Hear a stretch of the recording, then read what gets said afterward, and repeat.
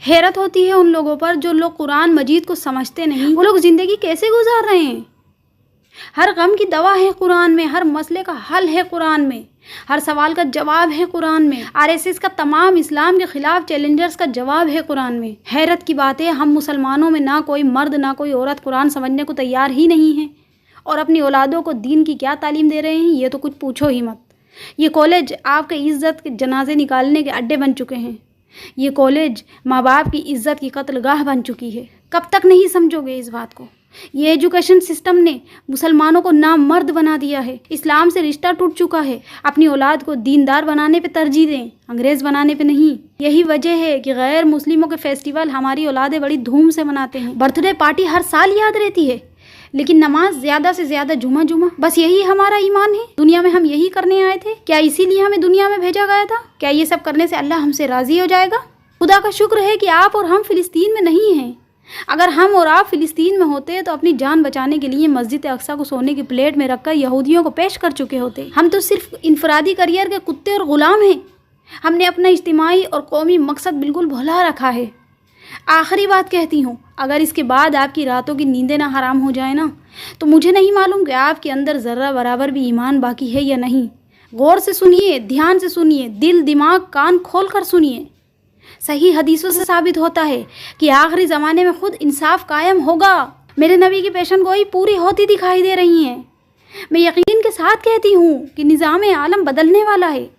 आखिरी ज़माने में यानी क़यामत के करीब जो आखिरी ज़माना होगा, उसमें जुल्म का दौर ख़त्म होकर रहेगा, इंसाफ का दौर कायम होकर रहेगा, नया वर्ल्ड ऑर्डर कायम होगा।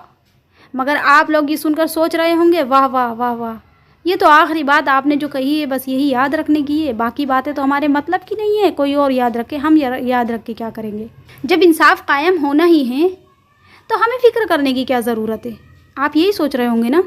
तो सुनिए आगे और ध्यान से सुनिए। इमाम मेहदी अलैहिस्सलाम के जमात के ज़रिए दुनिया भर में एक नया वर्ल्ड ऑर्डर जो कायम होगा, तो इमाम मेहदी के साथ सिर्फ 12,000 मुसलमान होंगे।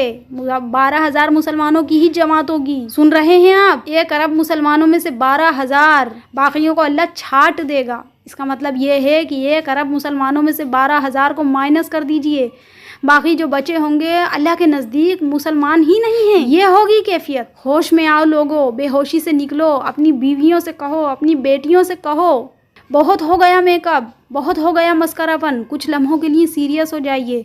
कुरान को खोलो, ईमान को संभालो, तक़वे पे आओ, नमाज़ों को कायम करो, अभी भी वक्त है। घरों में कुछ सीरियस गुफ्तगू करिए। आज की औरत कहती है हमारे पास वक्त ही नहीं है, घर बच्चे संभालें या अल्लाह के लिए वक्त निकालें। बच्चों की वजह से कपड़े पाक ही नहीं रहते। तो वो औरतें भी औरतें थीं जो नबी अकरम सल्लल्लाहु अलैहि वसल्लम के साथ घोड़े पर सवार होकर जंग पर जाया करती थीं, हाथों से चक्की चलाया करती थीं, अल्लाह की याद से कभी गाफिल नहीं हुई। दुनियावी कामों के लिए उन्होंने अल्लाह को नहीं बुलाया। उनके भी बच्चे थे, वो भी बच्चे संभालती थीं। अपनी औरतों को दीन के करीब लाओ, दीनदार लड़कियों को अपने निकाह में लो। पूरे जाहिलियत के लश्कर को एक औरत ने पलटा है।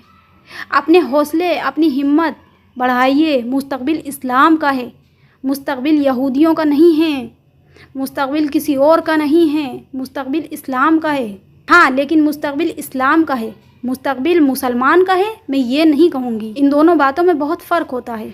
आपको इस बात का फ़ख्र है कि हम मुसलमान हैं, बस इतना काफ़ी है? नहीं, अल्लाह आपका ईमान देखता है।